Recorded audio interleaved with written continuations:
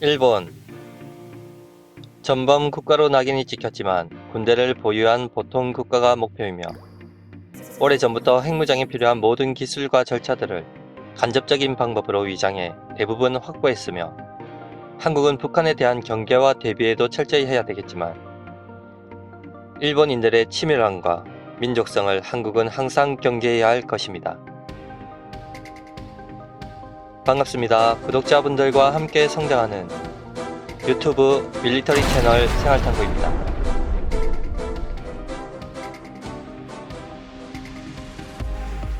일본의 핵 보유 전략은 일본의 정치인이자 총리였던 나카소네 야스히로가 시작이었습니다. 태평양 전쟁 초기에 해군 육견대를 지휘하는 등 실전 경험을 했으며 히로시마의 원폭이 투하되는 모습을 직접 목격하기도 했지요. 그래서인지 우익적인 성향도 있던 인물로 재임 중에 야스쿠니 신사 참배로 한국과 중국의 비판을 받기도 했지만 재임 기간 내내 일본이 경제적 외교적으로 잘 나가던 시절을 보냈고 당시 한국의 전두환 대통령, 미국의 레이건 대통령과 임기 시기가 겹치면서 한미일 동맹의 최전성기를 보냈습니다. 또한 나카소네는 자위대 전략 강화 목적으로 방위비 정액에 집중했고 일본 최초로 원자력 관련 예산을 국회에 통과시켰습니다. 이때 예산이 2억 3,500만원인데 공교롭게도 핵폭탄 원료인 우라늄 235와 숫자가 동일합니다. 일본의 이런 교모한 상징 수법은 이미 잘 알려져 있죠. 그리고 2년 뒤엔 원자력 기본법을 위반했고 일본의 원자력 기술 발전에 크게 기여하게 됩니다. 일본은 전 세계에서 핵공격을 당한 유일한 국가입니다. 그래서 핵의 무서움을 가장 잘 알고 있죠. 때문에 일본의 모토는 비핵화와 전쟁을 할 수 없는 국가입니다. 하지만 이 말을 100% 믿는 사람은 없겠죠. 그리고 북한의 비핵화 역시 마찬가지일 것입니다.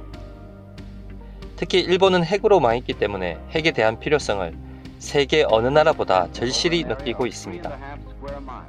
이는 자신들이 당한 경험 때문에 군사 강대국의 길과 핵을 절대 포기할 수 없는 국가라는 말도 됩니다.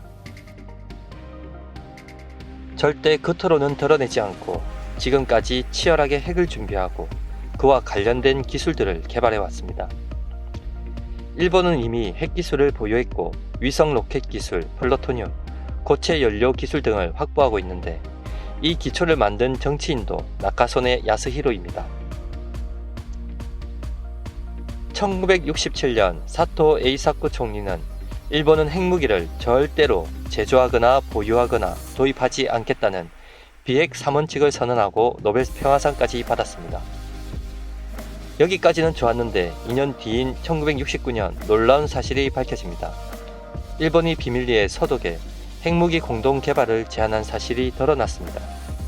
이때 일본 핵무장에 대한 논의가 실제 내각에서 검토되었고 당시 책임자가 바로 나카소네 야스히로였죠. 그는 서둘지 않고 장기적으로 일본이 언제든 마음만 먹으면 핵무기를 제조, 보유할 방법을 강구했습니다. 그런데 가장 먼저 넘어야 할 것이 원자력 기술과 항공우주 기술이라는 명목으로 발사체 기술과 고체 연료 기술을 확보하는 것이었습니다. 또 일본은 민간 분야라는 명목으로 분야의 기술을 확보했고 그 다음은 미일 원자력 협정 개정을 통한 핵 재처리가 가능한 국가가 되어야 했습니다. 하지만 전범 국가인 일본에게 핵 재처리 승인을 쉽게 내줄 미국이 아니었기 때문에 나카소네는 고민하게 됩니다. 핵 재처리 승인을 받아야 나중에라도 핵무기를 만들 수 있을 텐데.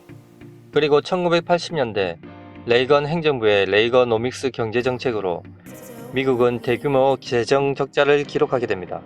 이때 프랑스, 독일, 영국, 미국, 일본 5개국이 미국의 무역 수지 개선을 위한 플라자 합의가 성사됩니다. 이 합의에서 일본은 자발적으로 엔화를 8%까지 대폭 절상하면서 플라자 합의에 서명하였고 일본은 경제 불황을 겪으면서까지 미국의 경제 상황 개선에 도움을 주게 됩니다. 겉으로는 당시 미국과 국제적 환경 때문에 이 합의가 이루어진 것처럼 보이지만 후에 알려진 사실 중 하나가 미일 원자력 협정 개정을 하기 위한 나카소네의 전략도 주요 원인으로 작용했다고 알려졌습니다. 얼마 지나지 않아 일본은 세계에서 유일하게 미국으로부터 핵 재처리 지위를 승인받게 됩니다. 이렇게 나카소네는 일본이 언제든지 핵을 보유할 수 있도록 깃털을 마련하고 핵 제철이 승인을 받고 이틀 후 총리직에서 사임합니다. 현재 일본의 플루토늄 보유량은 30톤 정도로 핵무기 5,000개 정도를 만들 수 있는 양이며 일본은 3일 안에 핵무기를 만들 수 있는 기술도 가지고 있습니다.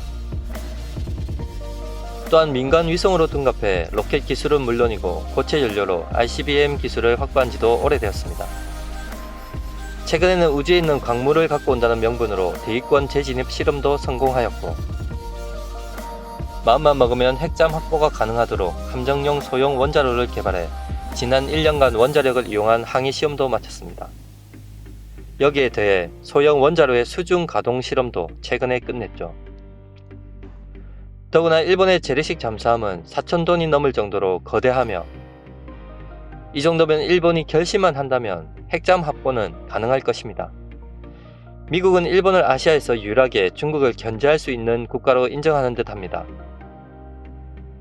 북한의 위협과 중국의 위협이 가속화되고 심각해지는 상황에서 미국이 만에 하나 일본을 핵 보유국으로 용인한다면 어떻게 될까요? 일본은 안보리 상임이사국 진출을 오래전부터 노리고 있습니다. 지금과 같이 북한의 도발이 미국의 한계 수준을 넘어 한반도에서 작은 충돌이라도 발생할 경우 일본은 대환영을 할 것입니다.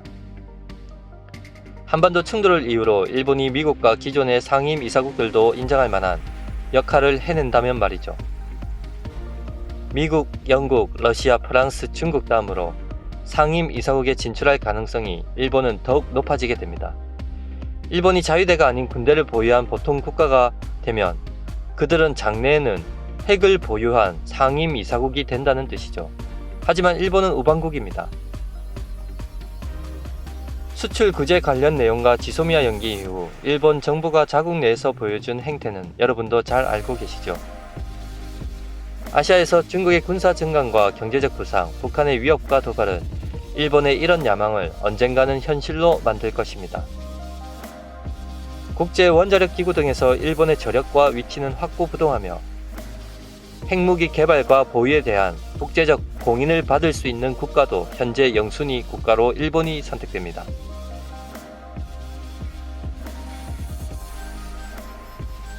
공식적 핵 보유국, 미국, 영국, 프랑스, 러시아, 중국이 있고 비공식으로는 이스라엘, 인도, 파키스탄입니다. 그리고 북한이 만약 국제사에서 이대로 핵 보유국에 가까운 지위를 갖는다면 남북 통일은 더 어렵게 될 것이며 최악의 경우 미국이 한국보다 일본의 핵무장을 이스라엘처럼 용인할 것이라는 주장도 나오고 있습니다. 마치며